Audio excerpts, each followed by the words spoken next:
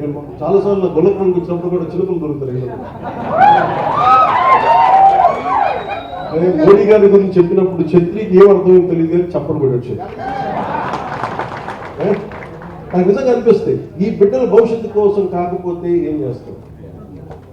ఇప్పుడు నేను రక్షిత మంచి నీరు వీళ్ళకి ఇవ్వగలిగేది ఏముంది?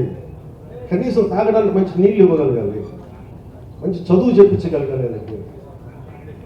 వీళ్ళకి ఏం చేయగలం? వీళ్ళకి కనీసం వాళ్ళకి వాళ్ళ అవసరాలకు కానీ, వాళ్ళు చదువుకోవడానికి కానీ, హాస్పిటల్స్ కానీ, వైద్యం ఏదైనా ఇబ్బంది వస్తే హాస్పిటల్స్ కానీ, చదువుకోవడానికి బడి కానీ. నేను చెప్తాను 2047 చంద్రబాబు గారు ఇదే అనుకుంటున్నాను. చంద్రబాబు గారు ఇదే చెప్తా ఉన్నారు, అద్భుతంగా రాణించాలి, భారతదేశం should become number 1 in the world అని. మోడీ గారి కోరిక అదే. ఆ కోరిక నిజం నెరవేర్చాలంటే మనం ఈ తరం కోసం పనిచేయాలి. ఇలా నేను ఓట్ల కోసం ఇక్కడ తీసుకురావాలి. వీళ్ళ గుండెలు చేసి చెప్తున్నాయి, వీళ్ళకి భరోసా ఇవ్వడానికి వచ్చాను. మేము ఆ బిడ్డల కోసం నేను ఎంత తప్పన పడుతున్నా నాకు తెలియదు, కానీ అందరూ నా బిడ్డలే అనిపిస్తుంది. ఈ బిడ్డల కోసం బిడ్డలు కోసం